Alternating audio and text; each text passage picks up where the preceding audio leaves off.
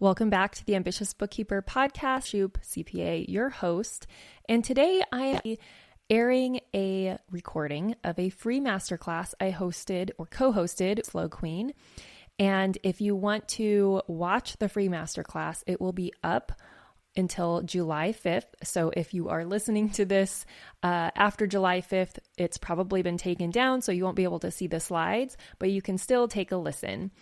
The website address to access the actual presentation and the video is ambitiousbookkeeper.com/replay.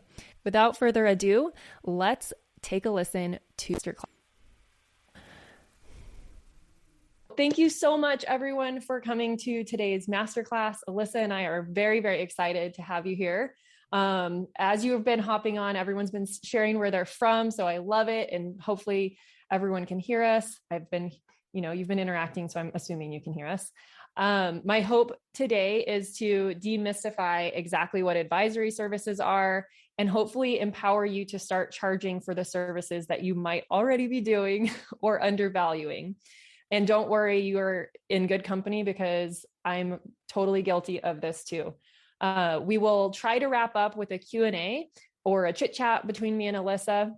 But if you have questions as we go along, please either use the question. I think there's a question function. Yeah, there's a Q&A function, or you can use the chat and just put a big Q in front of the question that you have so that we can grab that question and answer it as we go along. Sound good, everyone? Yay. All right, cool. So I'm going to let Alyssa introduce herself and then we'll get started. So unfortunately, you guys can't see my face today, but it's okay because I'm really burnt. I am just got back from the river, so I'm really red. So that would be all bad anyways. Hi guys. If you don't know who I am, my name is Alyssa Lang. I'm the owner and founder of Workflow Queen. If you haven't heard, we help bookkeepers and accountants from around the world to implement tech systems, automation, and really just get themselves truly removed from their business, hire team members. And we're specific only to this industry. And so it has been quite an exciting journey. I also am a partner in Magnetic Bookkeeping and Consulting. My business partner, her name is also Alyssa Truelove, and that is her real last name. And she is truly a unicorn. I've had a firm for about 5 years prior to actually letting go of that firm to go full force Workflow Queen since 2020. And then I was crazy enough to get back into it because clearly I couldn't get away. So decided to get back into the industry, owning a firm again, starting in January of this year. So we've grown pretty fast. We've been offering advisory services as well. And I lean on Serena all the time for a lot of great information. Me and Serena have known each other since middle of 2020 when you reached out to me? I think it was earlier. I think it was the beginning of 2020. It probably was. It was like the beginning of my journey. So Serena reached out to me. And if you guys have ever wanted to reach out to someone to make friends with and stuff, I really do encourage you to do so because you'd be really surprised at the way that someone might respond back and actually be open to collaboration. This industry needs more collaboration in a virtual space. So me and Serena met in 2020. We are now actually best friends in real life as well. I am actually currently in Prescott, Arizona, which is where Serena's at, visiting before I go on a long-term 3-month travel. And so I get to see her later. She's cooking me dinner and I'm so excited. But thank you for having me. I'm just here to kind of man the chat. I'm here to throw some confetti and make it all exciting. I'm so pumped to be watching this session. If y'all don't know who Serena is, she is literally one of the smartest human beings that I know and just an incredible asset in my back pocket, not just friendship wise, but also in business as well. So I will hand that over. And that's my very long introduction. Well, thank you. Thank you. So let me move slides now. So in case you're new around in my world, if you came from Alyssa's emails or something and you don't know who I am, I'm Serena. I'm a mom of 3. I'm, like Alyssa said, I'm based in Prescott, Arizona. I am the owner of At Course Bookkeeping LLC, which is a bookkeeping and consulting firm for online expert businesses. So course creators, coaches, e-commerce, stuff like that. I'm also the founder and mentor here at The Ambitious Bookkeeper, and I host the Ambitious Bookkeeper podcast. I started my firm as a side hustle to motherhood after I left my corporate job to have my second daughter. And I built my firm on part-time hours and started out offering advisory services basically for free because I didn't realize what I was doing. So when I created the Ambitious Bookkeeper to help other accountants and bookkeepers start their side hustles or leave their corporate careers, I never even imagined teaching this advisory stuff. But at the last Workflow Queen retreat, my lovely friend Alyssa and my integrator, Mariah, shout out to Mariah, I think she's on here too, they cornered me and basically demanded it. So now here we are. So let's go ahead and get to it, shall we? All right. So you registered for a masterclass on how to sell and package advisory services. But if you're, like I said, not new to my work, you'll know I love to over deliver. And as I was building out this masterclass, I kept feeling like there were some pieces missing. So today we're going to cover some common questions for people around what is advisory, different types of advisory, tools that you can use for advisory, and then how to sell, a little bit about pricing and packaging advisory services.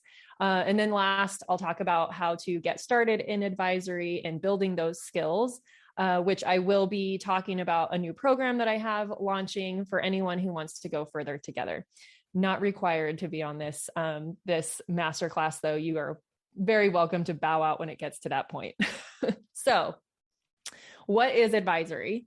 Like I said, when I first started my bookkeeping practice and started taking CPE to reinstate my license, I kept running across these webinars and podcasts about stepping into the advisory role and being that trusted advisor, but I was clueless as to what it was. So I started my practice and brought my 12 years of experience from corporate with me. And as it turns out, that 12 years in corporate gave me a lot of this so-called advisory experience, but I had no idea that that's what it was. Like nobody was really connecting the dots for me on that. What's more is that it was kind of easy. It came natural to me. And because of that, I didn't feel like I should charge anything for it, especially when it was just a short phone conversation most of the time with clients. And other times it would require some research, maybe a little Excel worksheet, but still fairly easy and quick. And it felt rewarding to be able to offer the extra help to my clients. Raise your hand if you can relate. Then one day the light bulb went off when a client basically told me that he didn't know that bookkeepers handled so much like that. And then I realized, oh, dang, this is advisory. So sometimes the best advisory services are given away for free because we think that it comes easy to us. But since it comes easy to us, it must not be valuable to other people.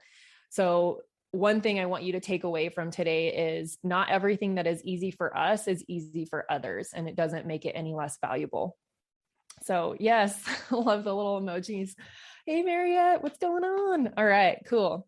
So I would say that anything above transactional work could be considered advisory, and it varies. There's no right answer.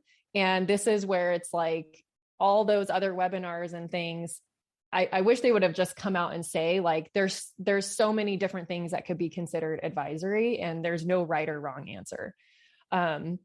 So basically anything that can add additional value to your client, I would say is advisory. So let's cover some more tangible examples, because if you're like me, you hate that surface level fluff that tends to be floating around out there.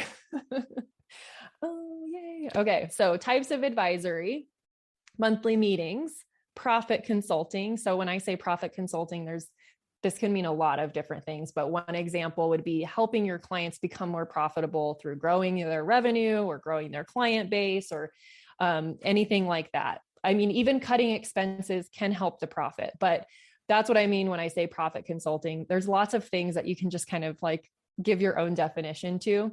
App integration consulting, sales tax nexus analysis. So if you have experience in sales tax and that whole world, that's another level of advisory. Process improvement, fixed asset management, controllership or oversight of a bookkeeping team or an internal bookkeeper, doing business plans, budgeting, other types of strategic planning, cash flow forecasting, tracking KPIs, tax planning. So if there's any tax pros in the house, your tax planning is a very valuable service. And then there's like ad hoc projects, like doing a one-time break-even analysis for a client, or a project ROI, return on investment analysis. Yeah. Oh, thanks, Mariette. Cool. So take a screenshot and then I'll move along. So I also would love if you raise your hand if you've ever offered any of your clients any of these services and haven't charged for it. I should see all the hands go up. Yeah. Every day. Yeah. All right. Okay. So another question I get a lot is what tools are best for offering some of these advisory service? And I'm going to be 100% honest with you guys, because that's my MO. I do most of my like revenue projections and things like that in Excel, because that's what I used in corporate. And there's a lot more flexibility for complex scenarios, and even cash flow forecasting. I just feel like nothing is really going to replace Excel. Like all the automated stuff, you still have to go through with a fine tooth comb. And by the time you've done that, it's like, I may as well have just created this in Excel. But there is a whole world out there of apps that do make some of this easier and more efficient for you to scale the service and get a better realization rate, so more profitability for you, because you're spending less time doing it, but not charging less, right? So here's some examples: Profit Sense, Live Plan, Giraffe, Fathom, Spotlight Reporting. I'm sure there's a ton others. These are the ones that I'm most familiar with, and I've demoed all of these. They all have their strengths and their weaknesses. There's not one software that does everything perfectly, like in any scenario, not just with advisory, but for everything. So once you get over that, just pick something that your brain works with, right? And that achieves most of the things that you need to get done. Yeah, digits should probably be up there. Yeah. I mean, if I'd added all the things, it would just be like blah, a ton of stuff up on that slide. Yeah. So anything that doesn't integrate with Xero, I haven't really messed around with yet, because that's what all of our clients are on. Will I provide access to the deck? I missed a few minutes. You'll get a recording. So you'll have all the slides in there. Yeah. Thanks for not overwhelming us. I'm trying not to overwhelm you. Cool. Awesome. So now that we have some of the basics covered, let's chat about how to get started in this. And like I said, I'll actually be teaching these steps starting in July, which we'll talk about at the end of this masterclass if you're interested. But I'm always trying to find ways to help you all get closer and more comfortable with offering insight to clients. And step one is analyzing financials. This is foundational in being able to move forward with like budgeting and forecasting, but also in explaining the financials to clients, which is next, right? So you start practicing meeting with clients once you have the analysis down. I feel that providing client meetings is the easiest way to get started with advisory and getting more comfortable with providing strategy and the types of questions your clients might have.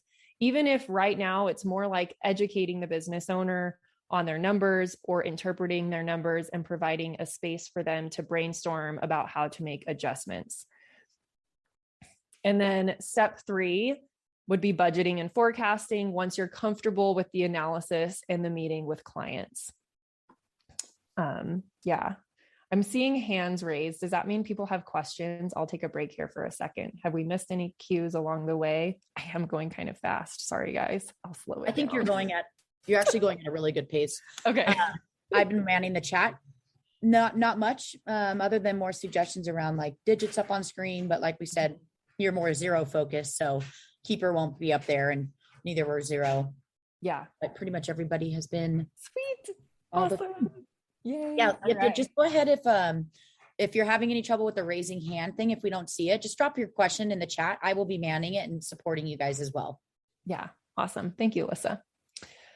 All right. So then step 4 would be advising your clients for growth. How I kind of briefly touched earlier on profit consulting. That's where this comes in. You're pretty much every client wants to grow, right? If they have a vision for their business, their vision is to make more money. or have more time back in their day, but it's usually both. So they want to grow and scale. And so you have to learn taking what you see in the trends and across other businesses you work with, and maybe other research you've done to help them grow and meet their goals. And it sounds simple. It's kind of simple. It's not always easy. It does take time of practice and experience with certain industries and clients. And that's where niching down is really helpful, because then you get to see the same type of business, but operated by different people. And so that you can see what's actually possible for all of your clients. Laura says, do you always bake in the cost of monthly client meetings to all of your packages, or do you position it as an add-on? That's a great question, which I'll actually be covering. So I'm just going to put a pin in that one. So yeah, these are the 4 steps. Learn to analyze financial statements, start meeting with your clients, start doing budgeting and forecasting. And to clarify a little bit, budgeting, in my mind, this is, of course, always my definition. You might hear other people with different definitions, but budgeting I see as like your annual plan. So your annual budget, and your forecast would be taking your budget, revisiting it every quarter, and reforecasting based on current trends and what you know is coming. So you always start out your year with a budget of like, okay, I'm going to hit our budget is 250 in revenue, and our expenses are XYZ. But then you get halfway through the year, something weird happens with the economy, right? So you have to readjust. You're not going to hit your budget, or you blow your budget out of the water. So now you have to reforecast all of those expenses. So hopefully that gives you a little bit of clarity on the difference between budgeting and forecasting. And then advising for growth. Every business wants to grow. So you've got to figure out a way to help them get there. All right, we have another question. This is from Apple. I just want to really clarify to everybody here who's listening. I've been dropping it in the chat, but yes, there will be a recording. There won't be like legit copies of the slide, but there will be a transcript and there will be a recording, which means that you can rewatch the recording. It's going to be available for 1 week after today. So we'll send it out right after, and just rewatch the replay, and you'll see the slides on screen and be able to take notes. So that was the question that's in the Q&A. Okay, cool. Thank you. Yep. All right. And then step 5 is another hurdle in all of this, might be actually communicating the value in all of this and being able to land clients that want this service. So, i.e. selling the services. And I've spent a few years fine tuning this in my own business in a way that feels a lot less scary for me and more natural. And that's what I want to share with you guys today. That way, if you have all these skills in place already, you can hopefully take what I teach you today and implement it in your business to start elevating your services.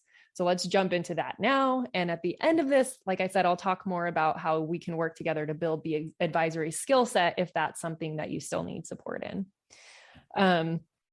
One thing to remember is none of this is going to happen overnight.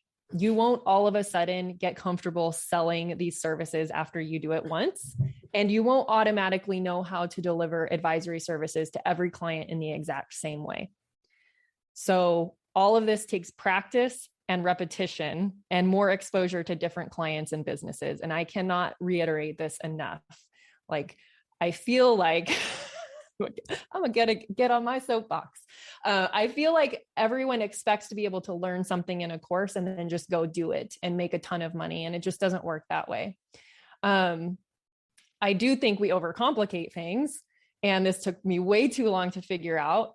And I had been giving advisory services away for free. Clients valued it. They valued being able to call me for questions or having the reports each month with a summary explanation and being able to talk strategy with me. So the way that I approached it is I started incrementally increasing my prices on new clients to what I was comfortable with, like maybe a little bit out of my comfort zone, but for the most part, comfortable with. I could stand behind the price.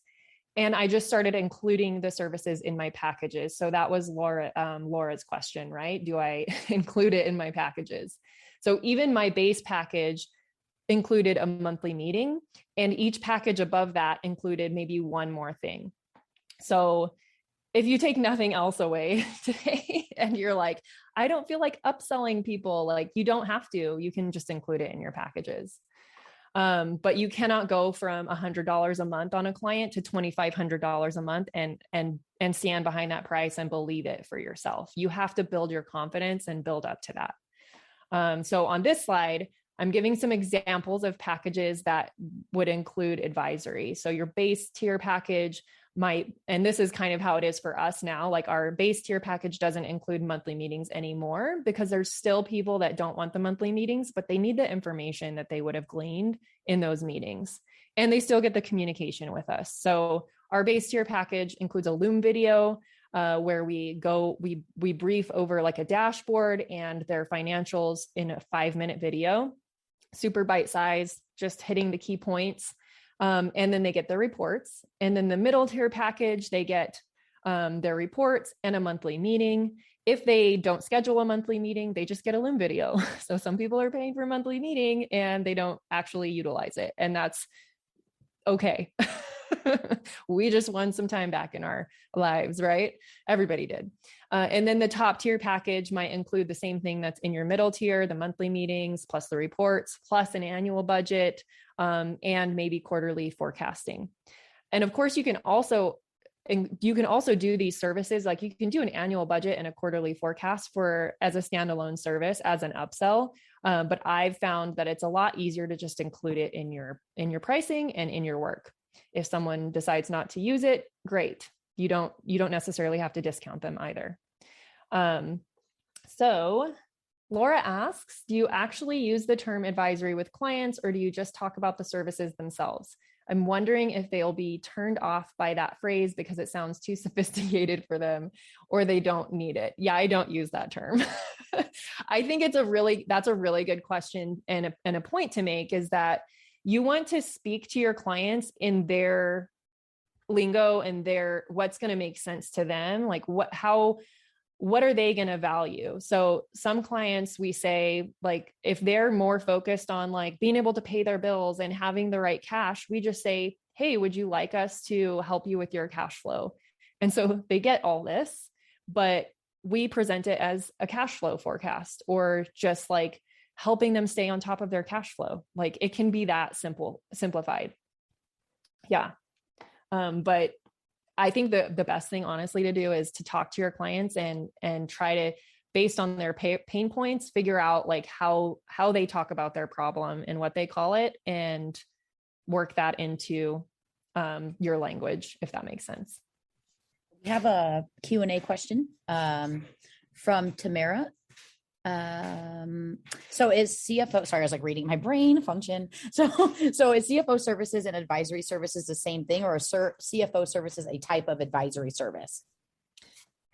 Honestly, like, do you want to answer this, or do you want me to? It's up to you, because I feel like we both have the same idea around, it's all just a fancy name. Yeah. It's really what it is. Whatever you want to call it.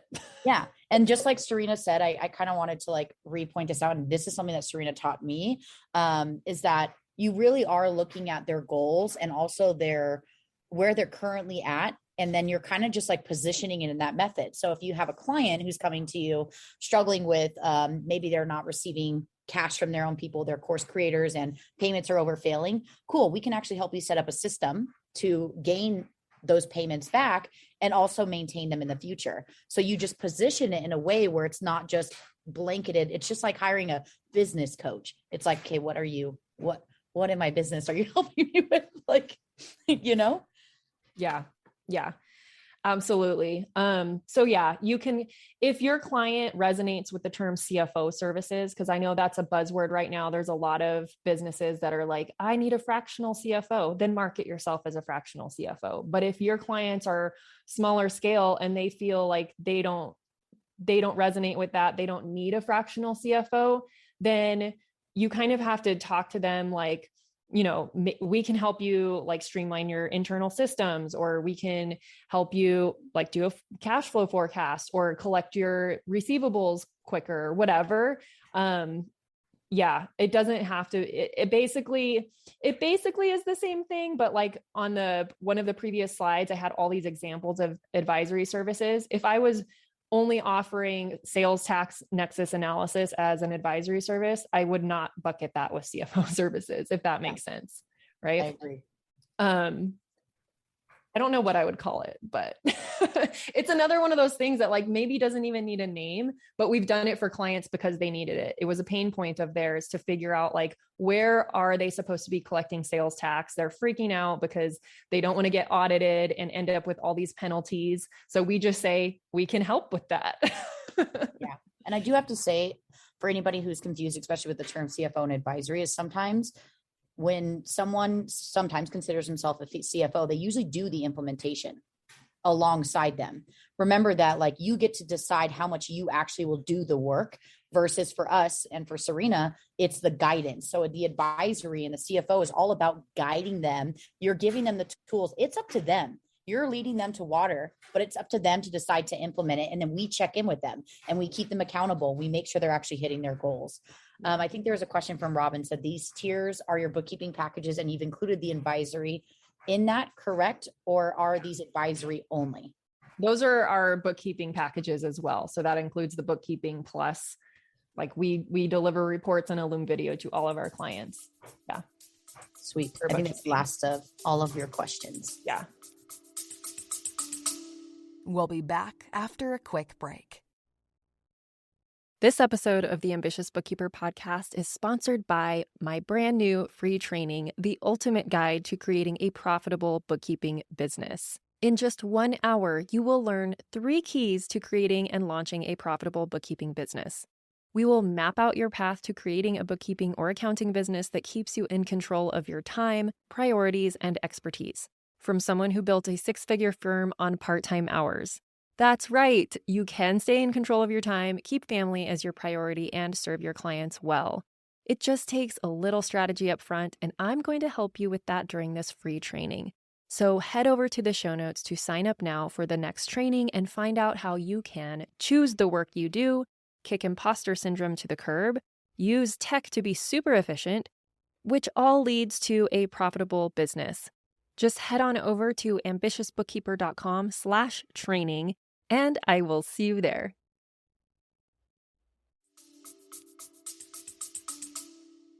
And that's where it's important to have a higher minimum price, right? So that base tier, it's a higher price than just flat out bookkeeping services that most people will offer, right? And that's what I'm trying to help you understand, that it's okay to just build it into your packages. So you don't really have to upsell it. Like upselling feels gross to a lot of us. So I'm like, I love finding out different ways to do things. And, but it does require, as we'll get into, it does require you positioning yourself differently, and being able to communicate your value so that people will understand why you're priced higher for your base level of services. So yeah, like I just said, it's weird. It's like I created this presentation. The next thing we need to be able to do in order to sell this as part of your packages is communicating the value. Again, another area we overcomplicate and we get all in our heads about. So one of the best ways to communicate your value is actually to ask better questions, which seems weird, but if you're used to asking, I just like lost my slides. Hold on. Something else popped up there. Nope. No, wrong direction. Cancel that. I don't know what's going on in my life. Sorry, guys. Same. I think all of us can feel the same. There we go. There we go. Like some weird window popped up and was like, would you like to cancel? I'm like, no, I don't know what that means. But if you're used to asking tactical questions on your discovery calls, like how many bank accounts do you have? And do you have payroll or sales tax? Then I'm going to recommend that you move those to an intake questionnaire before you get on a discovery call, and save the discovery call for deeper questions, because that alone is going to set you apart. Like I know this for a fact because I've had feedback from clients that say, I love that you don't ask those questions on our phone call, that you actually dive deeper into what I need, who I am, how we can connect and work together. It's things that you wouldn't know people actually value unless you get that feedback from them. And I love asking people for their feedback to know that like what I'm doing is on track. So get comfortable with that type of stuff too. So questions that would be better questions and better use of the time and position yourself in a different way would be, What are your financial goals for the upcoming year? What KPIs are you looking at to make sure that you are on track with those? And they might not have an answer, and that's okay. They might just be like, oh, dang, I didn't really think about that. So there you go. You're already providing value because you're getting them to think bigger. And what do you think? You can ask them a question like, what do you think are some of the things that are preventing you reaching those goals? Getting them to think critically about their business instead of just kind of not acting like a CEO. And so by the way that they answer these questions, you'll have to think on your feet and learn how to present what you do as a solution to their pain point. So again, something that will not happen without practice and putting yourself in the field doing this over and over again. And then you'll explain your process as the solution. For example, when we work together, we can help you reach your goals by, number one, monthly bookkeeping to know exactly where you're at each month. Number two, our monthly meetings or a video explaining your numbers. And number three, if you choose to work with us on a deeper level, we'll work together to create a budget or forecast every year and update it comparing to your actuals on a quarterly basis. And we will hold you accountable to that plan. So you'll have the recording of this. You can go back and re-listen to that, learn it, practice it, implement it. Robin, not sure whether to laugh or cry. I've been doing this all for free. You and me both. I did the same thing. And that's why it's like, we just need somebody to like explain, like, you're giving this away. It's highly valuable. Yes, you're going to have clients that maybe they don't value it. And so then it's a whole conversation about, are you working with the right type of clients? Yeah, I totally agree. We had a couple questions. You want me to stop right here or keep going? Yeah, let's pause and answer some questions. Cool. We have one submitted from the Q&A. This is from Stacy. I'm pretty sure I can answer this one. Do you have an example loom so we can see how to structure it? I'm assuming, Stacy, you're talking about the loom that she sends with monthly financials. Just to give you guys a heads up at the very end, Serena's going to talk about ways that you can work further with her in all of this. She is like me, where we are very transparent and give so much information to our students. So if you want to check that stuff out, she's probably includes that in her next level program. If you want to work with her, Serena's great and super transparent in that capacity. Yeah, that's absolutely something I'll be sharing in my program. I figured. See, I know you. I know your body. Sarah says, do you price them at a monthly rate for, I'm assuming the advisory is what she's talking about. Yeah. So that previous slide where I had the packages, all of our packages are pretty much like that. They're all flat fee. The only time I'll do an hourly is maybe for a cleanup or some ad hoc project that I really, if it's like a system implementation or something like intense and I really have no idea how much time it's going to take or resources.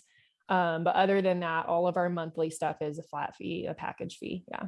Sweet. And then Esther asks, can you tell us what you charge for these tier packages? I can say right now that if you are a part of BBA, correct? Mm-hmm. Bookkeeper Business Accelerator, which Serena does. Also, if you're one of my breakthrough students, she did a session. So if you're one of my breakthrough students on pricing and packaging, and she showed you all the tiers and what she prices and also how to structure it yourself. Mm-hmm. But I'm sure you have a little bit more on that. Yeah, they're on my website. Yeah. And those are minimum prices. There's always a caveat. Like we just like to give a price as an idea for potential clients so they know the price range that things are before they even reach out to us, which for some people that's really scary because you might be afraid of turning people away, but that's also important to turn away the people that can't afford you or that are not the right fit for what you're offering. So it's controversial. For a long time, I didn't put prices on my website, but if you're okay getting on a bunch of calls with people that might not be the right fit or have a different solution for them, then you don't have to put your prices on your website. But I do have some price ranges on my website. Yeah. Laura says, do you charge a one-time setup fee? Set up the annual budget, or just part of the monthly package price? It seems like a lot of upfront effort.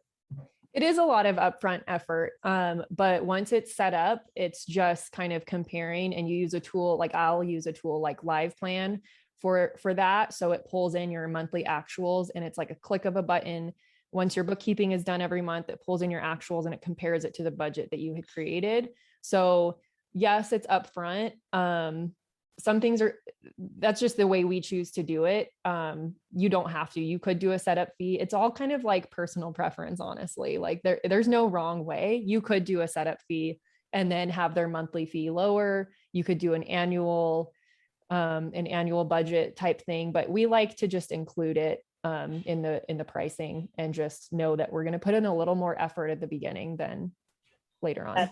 That's also the way that we do it as well, is it just comes with the price of offering the service. And to be honest, it really doesn't take that long to update your data. It really doesn't every single month. Like it should take you literally 20, 30 minutes. And if you have the bookkeeping up to date, you can have an assistant on the team. Like here comes the workflow queen. You can have an assistant on your team gathering that data and putting it on the spreadsheet. And then all you do is go in and do the targets and update the forecast and meet with the client monthly. Those things sound like a lot up front, but it's actually not once you have finalized number. Now, if you're doing a cleanup, you're already gonna have to do a cleanup anyways. We don't count that into the setting up of the advisory and stuff like that. I'm getting Serena's actual website. I know Mariette dropped a link, but that's her other website, but this is hers if you're looking for the pricing and stuff. Do you want me to go with the other questions, or what would you like me to do? Yeah. Do we have more questions? Let's cover those. Sure. Yes, we do. A lot of people saying great information. I told you guys, nobody believes me when I say how amazing and smart. I call her about I'm pretty sure people believe you. Just kidding.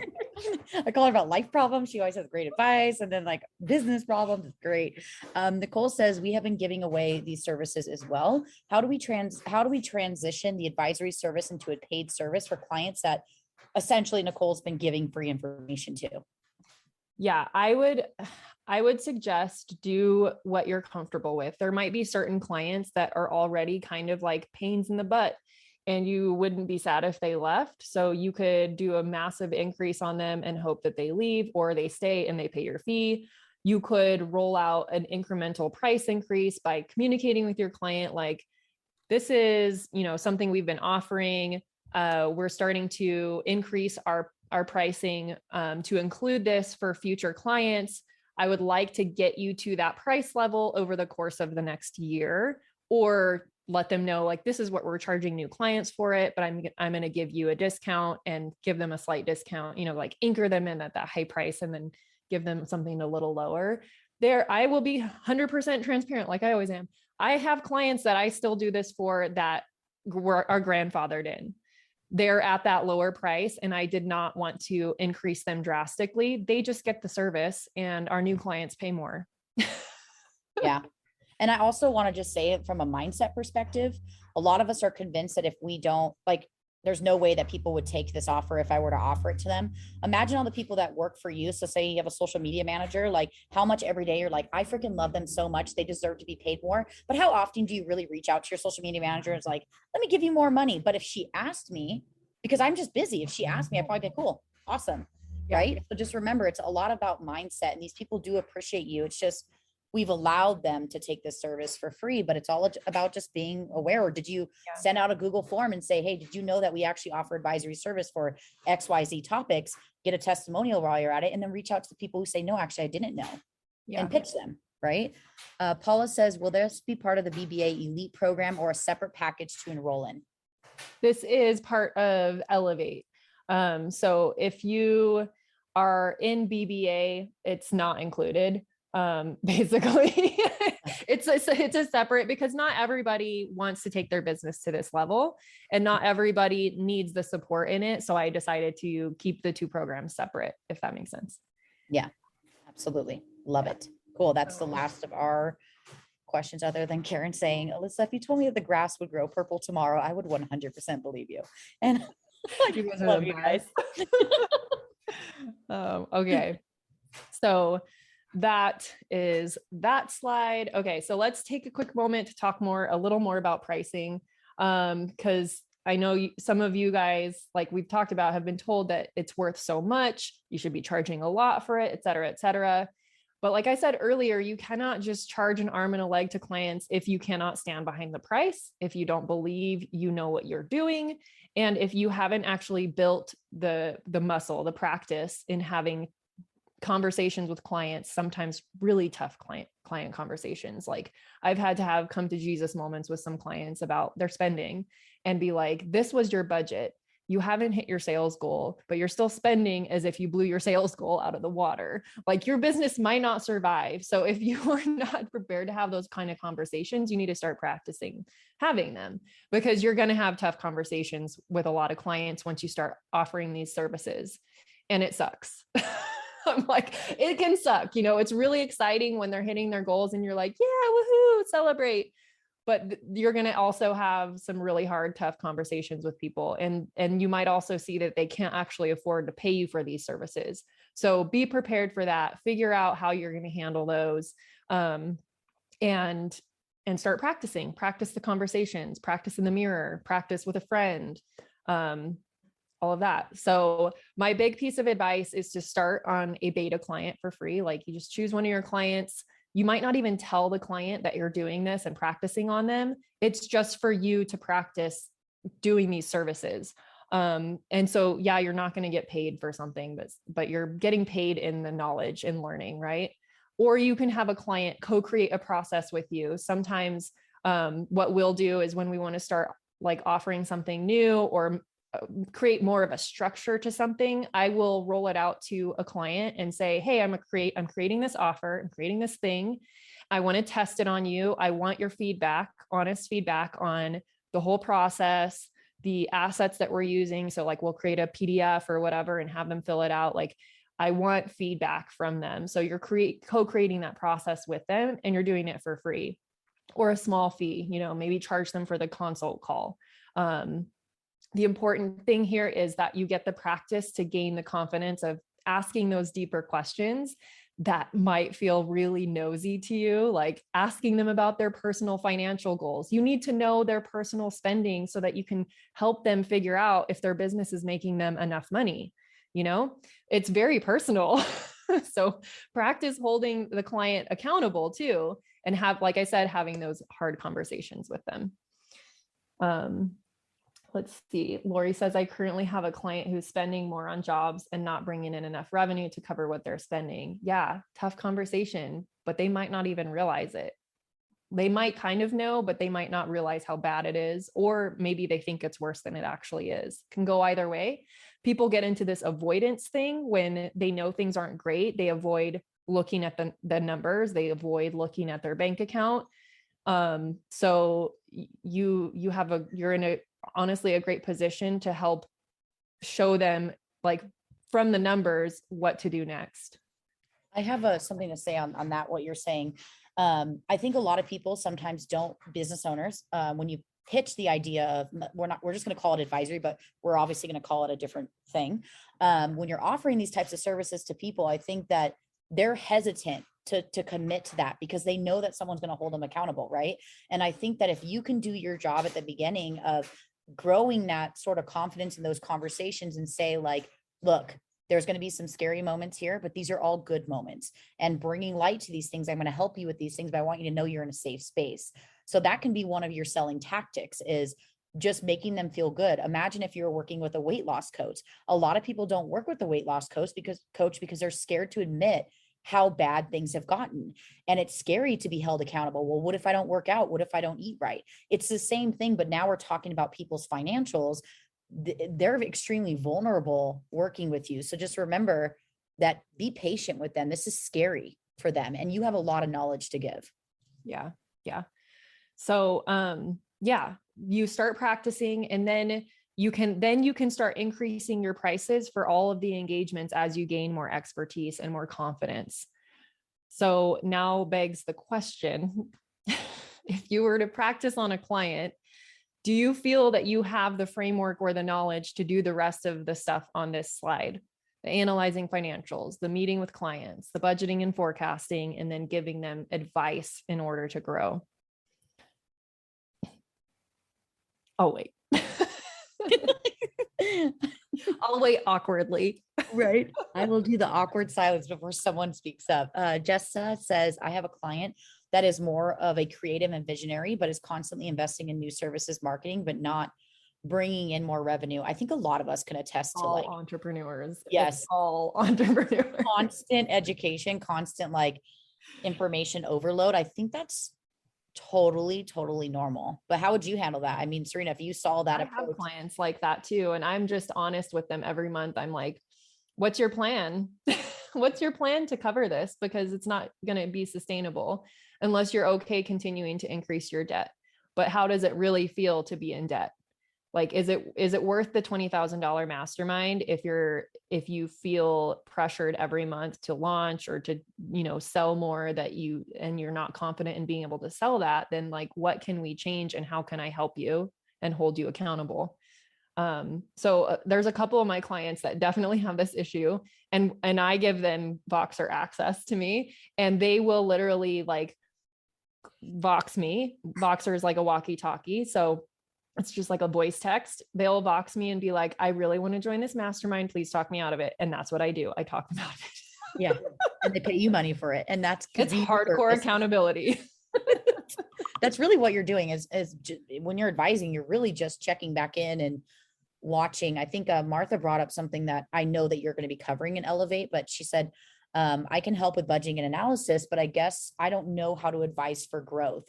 And I think that's where a lot of people feel stuck. It's like, I could do the numbers, but what now? Right. And that's something you're covering, correct? Yeah. I'll be covering that in Elevate. And again, like, it's not something you're going to necessarily learn overnight, but there's only a few things that every business can do for growth. It's a matter of applying it to their industry with them. So, again, like, I don't want to beat a dead horse or whatever the saying is, but like, it is really important when you start doing these kinds of services to actually get really comfortable with a certain industry so that you understand the trends in the industry and what's a best practice in the industry and what's kind of a common thing for the industry to see and achieve and results that they get. Because you can't basically, like, I'm trying to figure out an example, but for instance, like, you can't advise someone who has an online business in the same way you're going to advise somebody that has a physical store with inventory. Margins are completely different. You have a huge staff that you have to have. Like, it's just a totally different business model. So you really have to understand the business model of who you're advising. 100%. Talita says, I feel like I can do all of it except for budgeting and forecasting. Do you have resources where I can learn more about that as a service I can offer? You cover that, correct? Yeah, I'll be covering that. Same as Martha, comfortable with budgeting, unsure how to advise. One thing that I do have to say, and me and Serena were just on a phone call the other day talking about this, is for our consulting clients, we have a niche, so it makes it a little bit easier, but also I really tune into my expertise is owning a business. Remember, we are all business owners, just like the business owners that we help. So just remember that. What did you do to have to get to growth? Maybe you'll compare yourself and say, well, they're making 5 million and I'm making 100K. That doesn't discredit how much work you've put in to create a plan to get you to where you are. So how can we implement those tiny things here and there? And I think, like Serena said earlier, is what seems like easy for you is literally so hard for other people. So you can be giving advice like, just cut off 1 hour of operating time every single week.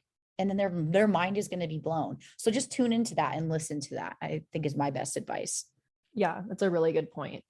Or create, using yourself as your practice client, like do a budget and a forecast for yourself.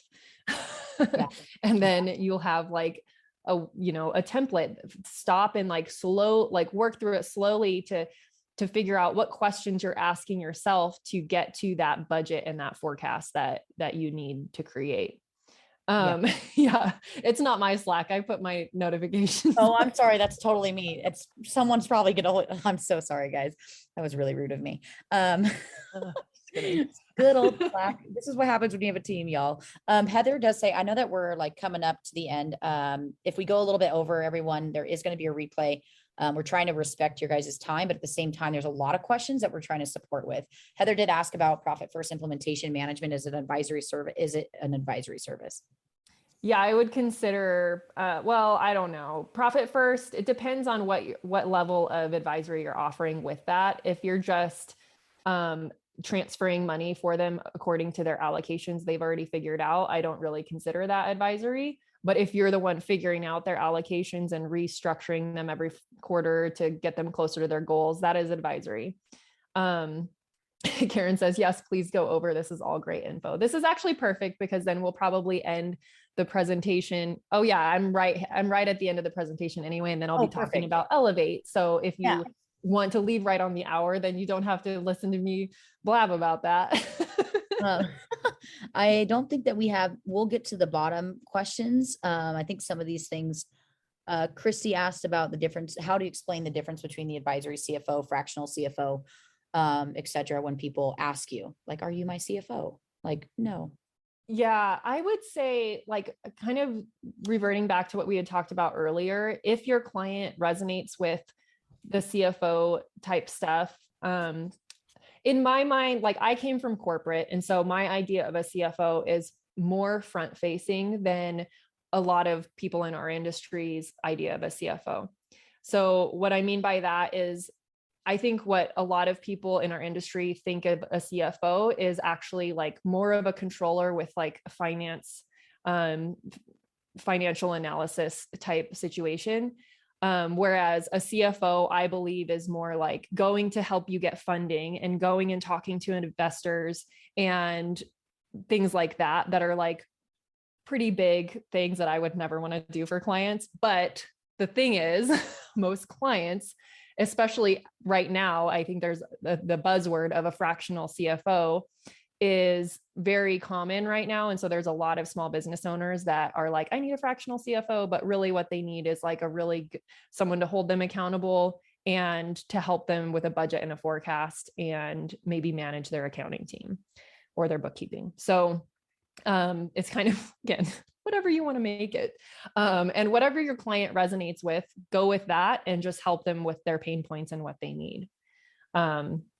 So yeah, questions for Elevate. So I'll wait to come back to those until after I've talked about Elevate. Fractional controller might be better.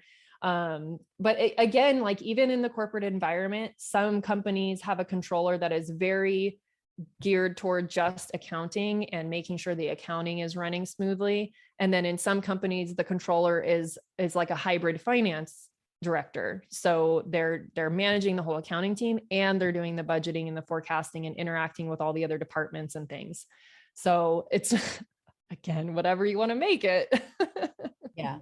Audrey asked a question about, do you use Slack? Probably because my Slack was going off. Slack with your clients. I don't. For us, honestly, no, we used to in the past, but the reason why we stopped is because they really like over abuse it. And it just has become like an issue. And so, and also even like Voxer access, if you're giving all of your clients Voxer access, like that's only for high-end people, in my opinion, because they're going to over abuse it. And then next thing you know, you're spending a lot of time. So just be very mindful of the way that you allow people to communicate with you on a constant basis. Marina says, regarding pricing, how do you decide to quote more than the minimum for each package? Is it based on volume or the complexity of the business? I'm curious what metrics or what else to consider when going beyond the minimum pricing package. Yeah, so it's a combination of both complexity and volume. So I have a couple different examples. I have a client who is a course creator. They make about $500K a year in revenue. Most of their revenue comes from courses, but they have an e-commerce component. And so that adds complexities like sales tax and lots of different transactions and payment processors and things like that, makes that a higher priced engagement. I have another client who makes $3 million a year in revenue, but they only have 5 clients that they're invoicing, and so their business is not that complex. They have like 5 expenses every month. They are not priced the same as I price that course creator with the e-commerce component, if that makes sense. Yeah, definitely. I think that was the last of like regular questions. So I'm assuming, because there's a lot of questions about what is Elevate, how can you help people implement everything that we've been talking about? Okay. Audrey. Yes, I'm definitely being Slack abused. That sounds horrible.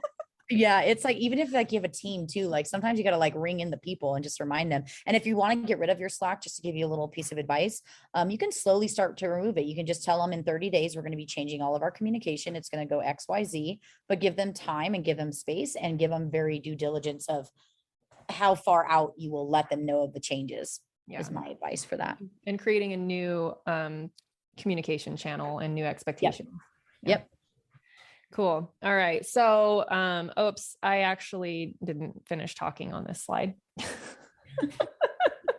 Before I talk about Elevate, I want to dive a little deeper into like how it came about, because in April, it was April, right? Was your retreat. I had the honor of teaching some more experienced bookkeepers and accountants at the second Workflow Queen retreat. Shout out to Alyssa and her team. Yeah. For putting on some amazing retreats. And after my session, some of the women were asking like why I wasn't teaching this stuff out in the world, that I only teach like from before this, all I was really teaching were the, people who wanted to get started with a bookkeeping business. I don't teach bookkeeping, but I teach you how to leave corporate and how to apply your skills and create a business. And my only excuse was a really crappy excuse. There's already people out there doing it.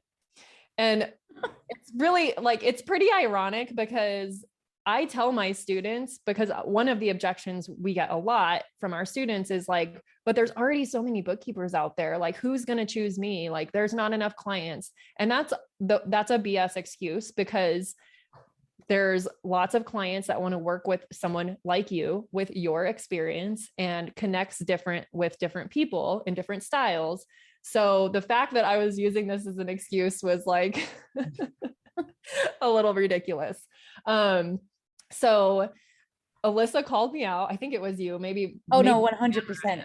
And I was at dinner. Yeah. And I sat you down and you just kept giving me excuses. I'm like, this sounds so crazy that like these people are dying to hear you talk about this. I literally like had to nail it into her. And finally she was like, I'm doing it. I'm like, good for you. So yeah, Mariah. like, so what? Your students want to learn this topic from you and the way that you are going to teach it. And so Elevate was born. There we go. Here's the slide. And I think I shouted it out at dinner and I was like, for all the retreat people, like, would anybody be interested in Serena? And everyone was like, yes, duh. And I was like, see, look, and that just validated it. And Mariah was there to just egg it on. And I was like, we got this. I know.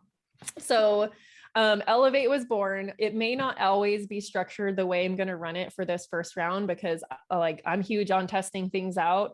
But here is what it is. I'll be teaching in 4 weeks how to build the foundations of becoming a collaborative CFO or controller, whatever you want to call yourself, which will in turn elevate your client experience with you. And we're beginning the week of July 5th. In week 1, I'll be teaching you how to review your team's work if you have bookkeepers, or review your own work. Hopefully you'll get to the point where you can hire someone to do the bookkeeping and you're doing more of this high level stuff and the touch points with the clients, so that you're confident in the data without having to do it yourself. And this will come with a balance sheet cheat sheet. Is like the biggest tongue twister. I don't know who created that term to help you get more comfortable with the balance sheet, because the balance sheet is really how you're going to be able to review the work. Okay. And then in week 2, I'll be teaching you how to interpret the financials and pull out KPIs that matter while prepping for your client meetings. Your bonus resource for this one is a KPI guide.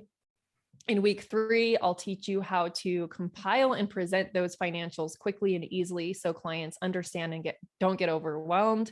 And this is where we'll be doing the 5-minute, I call it the 5-minute financials. So I'll be giving you the 5-minute financial script, examples of Loom videos, and also a monthly financial summary email template. So we tend to send a Loom video and a written summary with bullet points on the key things that we cover in the video, the KPIs, and the key numbers that we want them to pay attention to.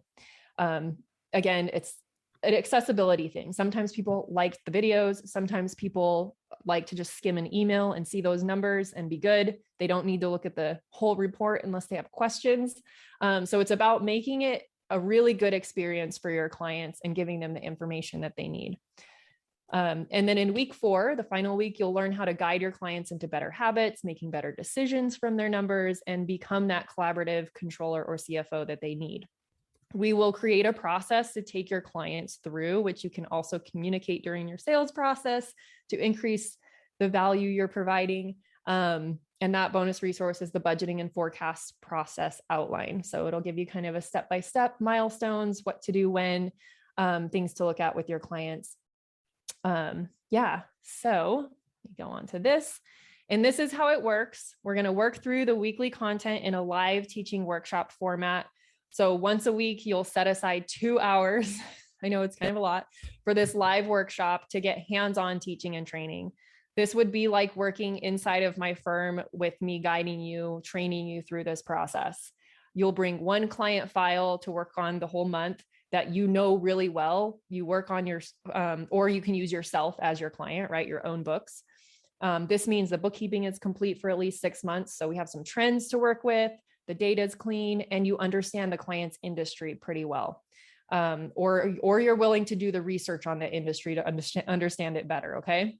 So during the workshop, I'll teach a lesson, and then we will workshop a demo client while you follow along in your own client file. And then you can ask questions as you go along working on it. Like, what would you ask the client in this scenario? Or like, I see this expense is really high, like different things. Like I will help. I don't even know what questions are going to come up, but I will help you through them. And I work in Xero, but I also know QBO. So my thought is to either teach in the software that is most common among the group, or I'll just use both, and kind of toggle between the two. And we'll be using Excel. So make sure you have either Excel or Google Sheets is good enough. And maybe we'll be using LivePlan because I use that for budgets. That way you can kind of see how a software can function and help make things more efficient. And then what was that? Quick, I wanted to paint something that you just said about one of the things that you do in your calls, how people can bring those questions. I have to say that y'all, I have been part of advisory service programs, and I called Serena one day and I said, I think that what you're offering in Elevate and the way that you approach things is higher tiered than all these other generic advisory programs, because I found that they're just giving you the tools and they give you some tips and tricks here and there, but they're not actually like allowing you those conversations that are based off your scenarios for your clients. And that's what, if that's not the damn worth the whole damn thing, like ultimately at the end of the day, we all want validation, and Serena can help validate your answers to the scenario, which a lot of these other places and people are not doing. I just wanted to paint that, like, that is something that is worth every piece of it. Thank you. The idea is to really like help you build the skills. And when I was reflecting on how I learned these things in corporate, it was because I was in the room with someone else who knew the questions to ask. And so you start absorbing you just start absorbing that. And then it just like piles up in your brain, I guess. I don't know, but I want to be able to share that with people in case you haven't been exposed to that. And then in the group format, there will be other people in the group that have great points to share as well. I won't be the only one. I think it's beneficial when you've done a good job of showing me how to coach better. Like, I think that when you watch somebody coach and ask you questions, you're going to better be able to pinpoint them out for your clients as well, by being in those types of settings where they're not just pre-recorded things where you can't actually ask your questions. So remember, there's back-end value that you will become a better consultant.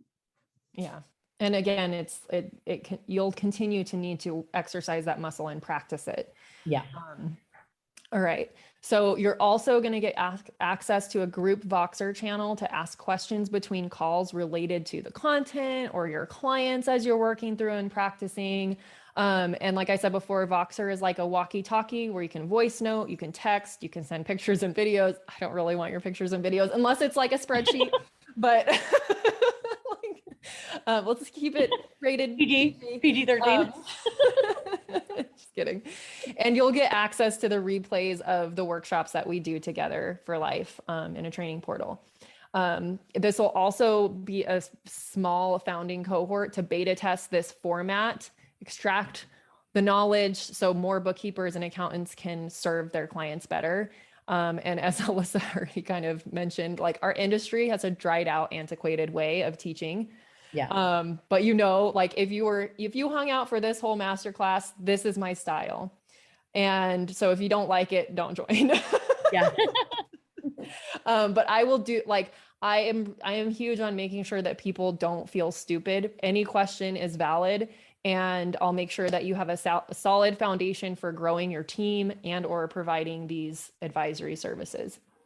All right. And anyone who decides to join in this cohort will also get access to 3 months of our new ambitious leadership coaching program with my integrator, who helps me lead my team in my firm. So, and that will be starting in August. So when you step into advisory with clients, like Alyssa just mentioned, like it's also kind of coaching and consulting, and you're going to need to elevate your leadership skills and perhaps build a team so that you're not the one doing all the bookkeeping in addition to all of this. And we want to help you be successful in that. So that's why we're offering you a few months of the leadership coaching with Mariah, and she's amazing. Like she's my right hand inside my businesses. Like she helps me through mindset, and she helps me bounce ideas and strategy. And she's a life coach, and she has business experience. Like this woman is amazing. So Yes, best. Yeah, the leadership coaching membership comes with 2 monthly group Zoom calls with Mariah, where she'll be working on all the things leadership, mindset, maximizing performance from your team, strategizing ways to help you and your team thrive, and all that good stuff. So the value is there for sure. So here's the investment, $32.96, pay in full, or 3 payments of $11.97. And we're limiting it to 20 spaces because I want to make sure that everybody gets the experience that they need and is able to actually get results from this. And sometimes when things get too big, there's not enough touch points, and I don't want anyone to get lost in the shuffle. So the Voxer channel opens July 5th, and the first class is Wednesday, July 6th at 9:30 a.m. Pacific. Like I said, it's 2 hours long. So if you cannot join all the calls, it might not be as valuable of an experience, but you'll still get the replays. So I will leave that up to you. That is your call. We have a couple of questions if you want me to read them off for you. By the way, I've been dropping links, guys. She has 2 separate links for each product. Just so you guys know, this can be paid off by like 1 or 2 clients. And I'm talking about only 1 month's worth of fees. I'm not talking about like our average is around $1,000 per month to just consult and advise our clients. If you have the right guidance and you show up, because Serena can only do so much if you don't do the work. If you show up, you can have this paid off in full and make a shit ton more. So Jessica has a question and says, will Elevate be offered at any other points in the future? Yes. Okay. Yeah, absolutely. This is just the very first founding cohort. I'm running it in this format, in this live format, to see like how well it works. And to make sure it's like a sustainable way to teach people, because that hands-on guidance is really like the missing piece for so many people. And so I can't imagine it being much of a different format. So, but yeah, I will be offering it again. Sweet. Anna says, do we need to have experience in CFO advisory to take this course? No, absolutely not. Like this is going to give you the foundations. You might need longer to practice everything that you've learned, like practice it on a beta client for a while or practice it on your own books before you can go out and feel confident in selling it. But this will give you the foundations that you need. Like I'm going to cover the basics of everything, like reviewing the financials, the things that you need to look at. And then from there, it's really just practicing and absorbing. Jessa says, I'm due with baby number 5, by the way, congrats, on July 25th. How could this work for me? If you're due with a baby, I mean, you might want to wait. And I have 3 of those. I would say like the last month of pregnancy is usually like you have lots of energy. Because you're like nesting. So you probably would be okay. And then you'll get the recording of the final call, or you can just sit back and watch it. It's really up to you, or you can wait it for the next round. I'm not going to like make you feel pressured that you have to join, because like babies are really important. So yeah. This will be here again. Yeah, it will be. Remember that these things will be back. Remy has a question. Remy was at our retreat last time. Remy said, would it be crazy to join this while I'm not even done with Breakthrough? So if y'all don't know, we offer a program called Breakthrough. This is in conjunction, like they support each other. If you're in my program Breakthrough, obviously we teach you all about how to systematize each of your services. If you are going to be taking this, just think about the things that we've taught you in Breakthrough about document now. So as Serena teaches you all of this stuff, immediately document in Notion in the ways that we've taught you in our program. But these go into conjunction, and Breakthrough's lifetime access. So you don't have to worry about putting something like this off. Remember, this is really going to make you extra money, while Breakthrough will make you more efficient to give you more time to therefore give you more money. They come in conjunction is what I'm trying to say. Becky says, I'm so excited for this. Serena and Alyssa are honestly the two most amazing and down to earth coaches I have ever met. I have taken both of their courses and also all of the Workflow Queens items, and it has been a game changer. And we love you both. Becky, you're the best. And everyone's like shouting out Mariah. I'm just like obsessed with Mariah. It's not even funny. I am brand new onboarding my first client, but this is something I'd like to budget for 100%. Yeah. Now you're aware of around the pricing. Just remember, I'm going to just speak on Serena's behalf. Everything is always due to fluctuation. If there is a change in pricing, it's probably because she's added more bonuses or more team members to support. So remember, the pricing might not remain the same, but you have an idea. Set that time aside and start pricing your clients higher now to be able to offer these types of things. Just keep that in the back of your mind. So I'm assuming, Serena, I guess there could be a good question for that. When you're brand new, is this the right time to do something like this? Brand new in what regard? Like brand new to bookkeeping? It just says I'm just brand new, my first client. So I don't have the info for that. It really depends on your experience. Like if you just have one client and you have 10 years of bookkeeping experience for a company, like you're ready. Mm-hmm. If you are really brand new in bookkeeping and you're not really familiar with your one client's industry yet and kind of the nuances there, it might not be the right fit yet. But if you want to chat through it, feel free to DM me. So Kirsty says, oh, by the way, I did drop Serena's info. If you go to Instagram at Ambitious Bookkeeper, you can actually voice note with her and chat this through, or email them at support@ambitiousbookkeeper.com. Because this is an investment, but a good investment. So talk through it. She's willing to be open and honest and let you know if you're not the right fit for right now. Kirsty says, are any of these bonus items offered a la carte? The only one that would be at this point is the leadership coaching with Mariah. And there's actually other options for that too. If you go to ambitiousbookkeeper.com/leadership coaching, does leadership coaching have a hyphen, Mariah? No, I don't even know the link. That's why we have a team, Serena. I know. Really hard to not have to remember. So that would be the only one that is offered a la carte. And that's a rolling membership option. So that's pretty much it at this point. Jamie says they're having issues with clicking the links or copying them. If you guys have any of those issues, like I mentioned, reach out to them at support@ambitiousbookkeeper.com.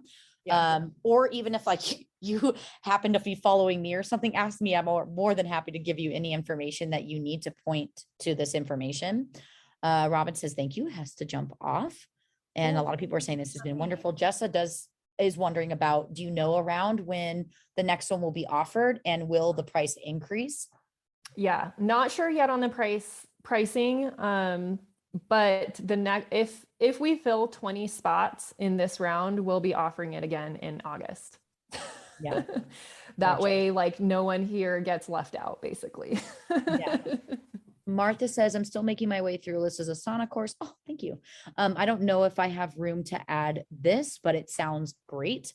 I think that for us, my program is lifetime access. Just remember, almost all of ours, mine is. Yeah, mine too. So remember that as well, that these things can be simultaneously used. If you are in my Asana course, we do have a lovely session on time blocking. And so that can help you with time blocking all the things. I needed to do both elevate and breakthrough is what Karen says. Yeah, there's a lot of, here's the thing. We're asking you to take things to the next level in your firm and what we offer. And that's because our true mission, and something that me and Serena talk about all the time, is to really get you to a point where right now I'm about to go on a 3-month like travel, middle of nowhere. I don't even know if I'm on the internet, and I've had to work really hard to outsource to my team. Serena's also got her own thing going on that she's really built what she has to transfer it to other people to have the lifestyle that you want, that we have lived by. And we want these things for you, but it's going to take work, and it's going to take a high level program where you have access to coaches that really know what they're doing.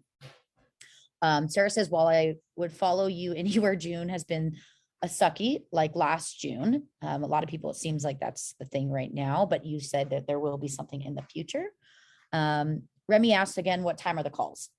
9:30 a.m. Pacific to 11:30 a.m. Pacific. So whatever time zone you're on, you get to figure that out. Yeah. On Wednesdays. So. And Justice says, so ambitious 3-month leadership coaching is not part of the program. It is. It is for this round. Yeah. Yeah. So if you join this round, that is included in the package. Yeah. Paula says, I have to hop off. Will there be a replay? Yes, we will send it out to y'all as well. I don't think that was the last of all the questions that I found. Hopefully I was able to. Yeah, I think so. Yeah. Yay.